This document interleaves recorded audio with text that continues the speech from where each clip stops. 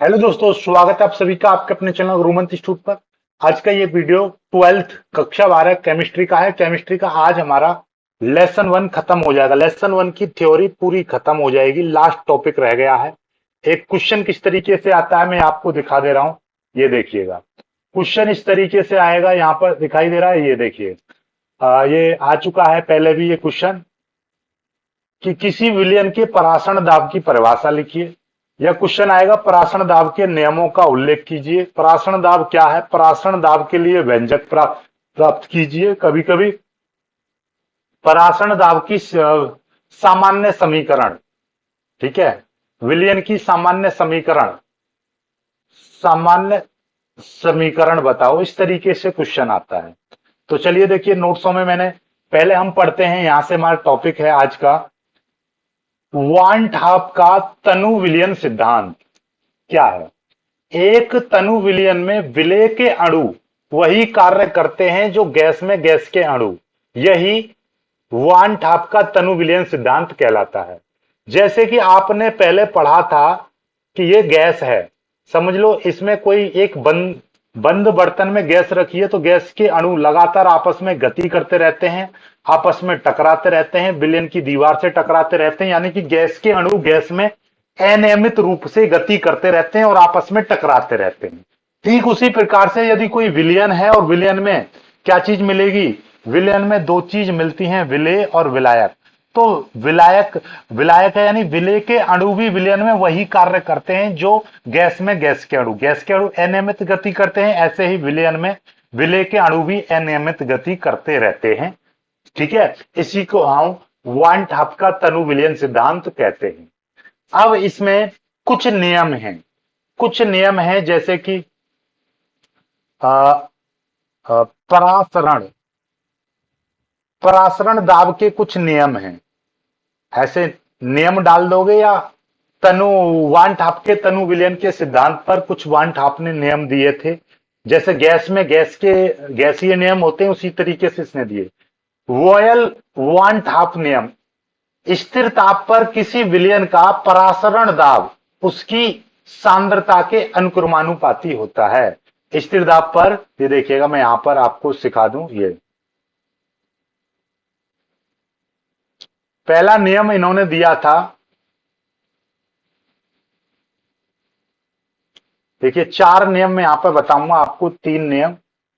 पहला नियम वॉयल वान ठाप नियम। इन्होंने बोला कि स्थिर ताप पर किसी गैस का ये क्या है, परासरण दाब,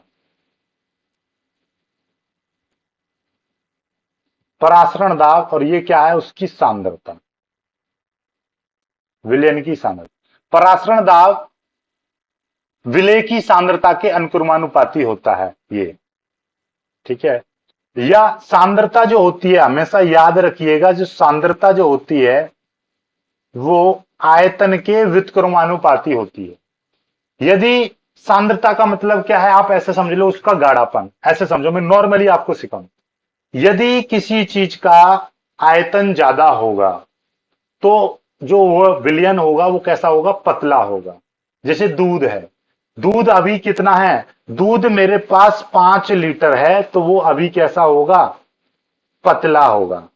अब इसमें मैं क्या करूंगा, अब इसको मैं गर्म करूं, इसको मैं गर्म करके खौला दूं और गर्म करता रहूं लगातार, तो अब ये 5 लीटर से कैसा हो जाएगा, मान लीजिए 1 लीटर बचेगा गर्म करते करते।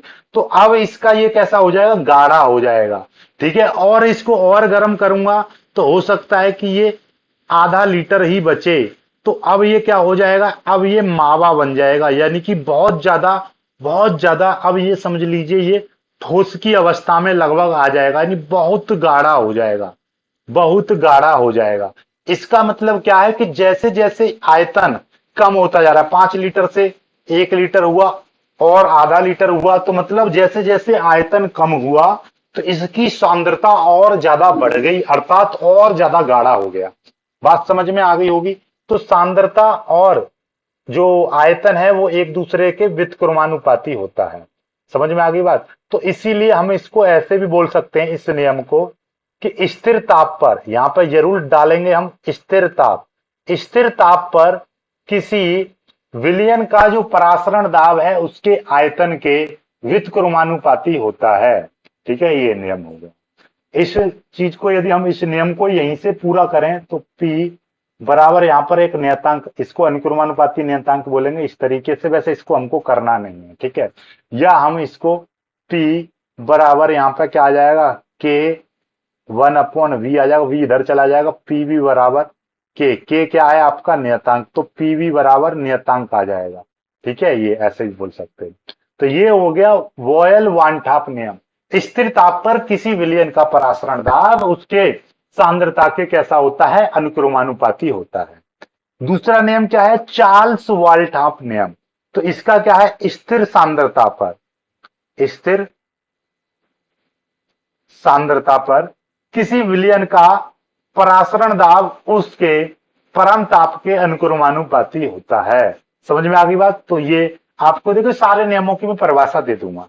एक आवागाद्रो वान टॉप नियम, एक समान ताप और एक समान परासरण दाब पर विलयनों के समान आयतन में विलय के अणुओं की संख्या समान होती है।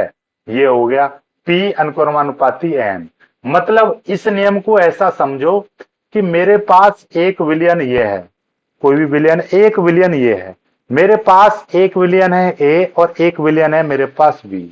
ठीक है, अब इसका मैं क्या लूं, आयतन।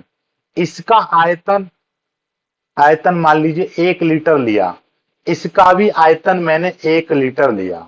ठीक है, अब ध्यान, समान आयतन और समान परासरण दाब, तो दाब भी इसका, इसका जो परासरण दाब है वो 1 है, इसका भी दाब आपका मैंने 1 मान लिया, एक वायुमंडल। ठीक है, तो ये भी आयतन इसका भी इतना हो गया, इसका दाब भी, तो इसका भी दाब इतना है। ये विलयन अलग है, ये विलयन अलग है। अब इस विलयन का मात्रा भी समान ले लूं। ठीक है, तो अब इस विलयन के समान आयतन में समान ताप और दाब पर इसका ताप भी मैंने 1 डिग्री सेंटीग्रेड लिया, इसका ताप भी मैंने 1 डिग्री सेंटीग्रेड लिया। एक समान ताप लिया, एक समान दाब लिया, और आयतन भी हमने दोनों का एक समान लिया। तो अब इस विलयन में मान लीजिए 5 अणु होंगे। ठीक है, विलय के 5 अणु मिलेंगे, तो इस विलयन में भी विलय के 5 अणु भी मिलेंगे, चाहे विलय कोई भी हो। सपोज दैट इसमें पानी और चीनी का विलयन है, इसमें पानी और चीनी का विलयन है, इसमें मैंने मान लिया पानी प्लस चीनी के साथ नमक का विलयन है। ठीक है, इसमें पानी और नमक का विलयन है, तो इसमें विलय क्या है, नमक है, इसमें विलय चीनी है।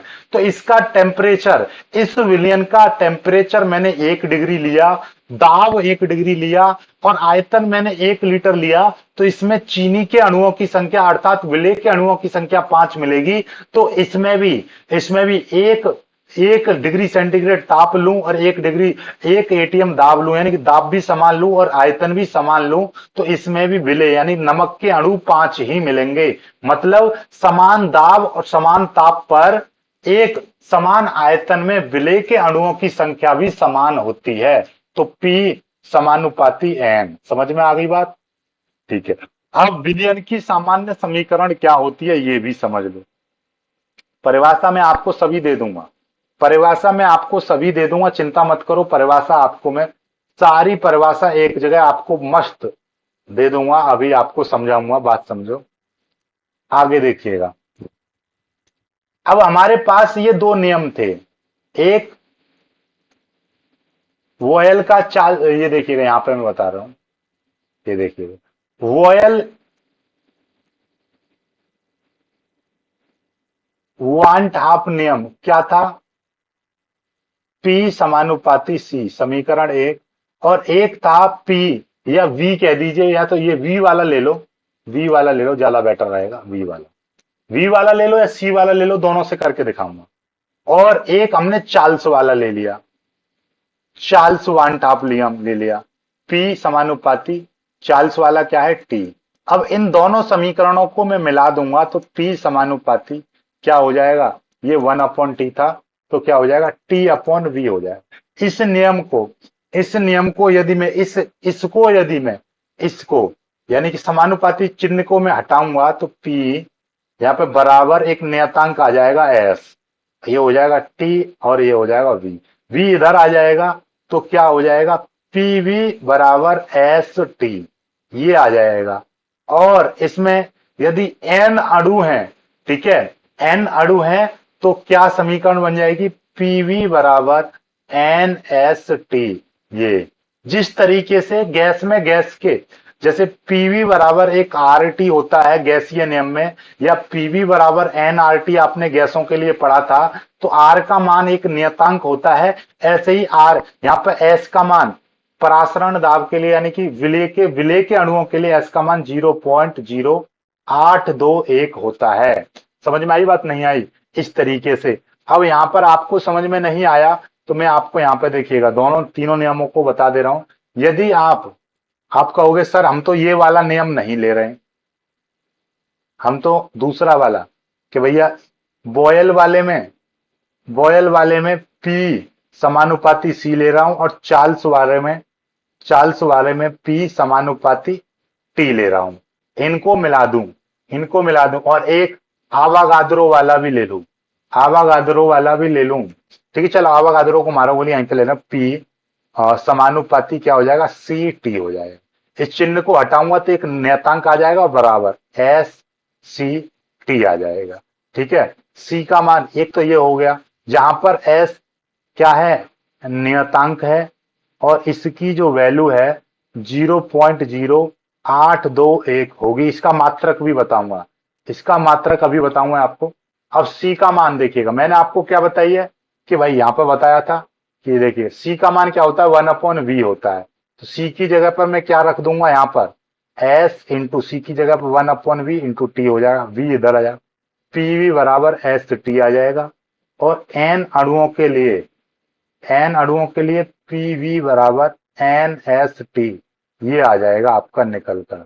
समझ में आया कि नहीं आया, यही आपकी सामान्य समीकरण हो जाएगी। और यहीं से देखिएगा ये वाली जो समीकरण, इसी समीकरण से P बराबर एस टी टी आया। अब सांद्रता, सांद्रता एन एस टी भी कर देंगे, एन बराबर ये आ रहा ना एन एस टी, ये ठीक है। अब ये एन एस टी आया और सांद्रता बराबर सी बराबर हम क्या लेंगे, W/M। W क्या है, विलेय का भार, विलेय का भार, और M क्या है, विलेय का अणुभार, विलेय का अणुभार, अणुभार, ये आ जाएगा, ठीक है। जब ये आ जाएगी तो हम इस C की जगह पर हम ये भी रख सकते हैं, ये भी हम रख सकते हैं। तो P बराबर N S और C की जगह पर मैं W/M लिख सकता हूं और ये हो जाएगा कैपिटल T। तो टोटल मिलाकर यदि P का मैं मान निकालूं NSWT/M, और यहां से ये तो परासरण दाब निकल आया, अणुभार निकलेगा तो NSWT/P, ये इसका अणुभार इस तरीके से निकलता है, ठीक है। अब मैं आपको इनके सभी के नियम दिखा दे रहा हूं, देखिएगा, नियम नहीं इसकी परिभाषा देखिए, ये देखिए ये यहां पर परिभाषाएं हैं, देखिएगा ये परिभाषा, पहली परिभाषा क्या है, वॉयल वांटक स्थिर ताप पर किसी तनु विलयन में परासरण दाब विलयन की सांद्रता के समानुपाती होता है, अर्थात P समानुपाती P या P समानुपाती 1/V, क्योंकि C बराबर ही 1/V होता है, ठीक है। चलिएगा आगे, आपका चार्ल्स वाल्टाप नियम, स्थिर सांद्रता पर किसी तनु विलयन का परासरण दाब परम ताप के समानुपाती होता है, P समानुपाती T। समझ में आई बात, नहीं आई। आवागाद्रो का नियम यानी कि समान ताप समान, ये देखिएगा, समान ताप समान परासरण दाब पर विलयनों के समान आयतन में विलेय के अणुओं की संख्या समान होती है, P समानुपाती P। अब विलयन की सामान्य समीकरण क्या होती है, हमने क्या बताया, वॉयल वानठाप नियम तथा चार्ल्स वानठाप नियमों को मिलाने पर प्राप्त समीकरणों को विलयन की सामान्य समीकरण कहते हैं। वॉयल वानठाप नियम क्या कहता है, P समानुपाती T या P समानुपाती C, बात एक ही है, दोनों में से कोई भी ले सकते हैं, ठीक है। ये चार्ल्स वानठाप नियम क्या था, P समानुपाती T, इनको मिला देंगे तो P समानुपाती T हो जाएगा, यानी कि P समानुपाती 1/V है, 1/v इंटू ये टी हो जाएगा, यानी कि P समानुपाती T/v। इस चिन्ह को हटाते हैं हम तो ये देखिएगा P और ये आ जाएगा PV समानुपाती T। इस चिन्ह को हटाएंगे तो PV बराबर और एक ST आ जाएगा। तो S एक नियतांक है जिसे विलयन का स्थिरांक कहते हैं। जैसे तनु विलयन के लिए S का जो मान है 0.0821 लीटर वायुमंडल प्रति डिग्री प्रति मोल होता है, ये इसका मात्रक हो गया। ठीक है, यदि विलयन में विलेय के अणुओं की संख्या एक से अधिक है, यदि विलयन में विलेय के अणुओं की संख्या एक से अधिक है, यानी कि n अणु हैं, n अणु हैं, तो पीवी बराबर NST आ जाएगा। ठीक है, N/V ये क्या है, ये अपने आप में क्या आ जाएगी, मोलरता। ठीक है, मोलरता, विलेय के अणुओं की संख्या वट्टे आयतन, मोलरता। मोलरता बराबर क्या थी, विलेय यानी कि विलेय के मोलों की संख्या, विलेय के मोल बट्टे आयतन, यही तो था आयतन, तो ये मोलरता हो जाएगी। तो ये सी यहां पर अब क्या है, मोलरता, यानी मोलर सांद्रता, यानी कि मोलरता को दर्शाएगी, मोलरता को दिखाएगी। N/V की जगह पर मैंने सी यहां पर मोलरता को दिखाएगी और मोलरता। ठीक है, ये हो जाएगा। अब देखिएगा यहां पर मैं इसको थोड़ा सा छोटा कर दे रहा हूं, ये देखिएगा ये। अब प्रति विलयन के लिए सी का जो मान है W/m, W/m, जहां पर W क्या है, विलेय की मात्रा। ठीक है, विलेय की मात्रा यानी कि विलेय का भार, और स्मॉल m क्या है, अणुभार।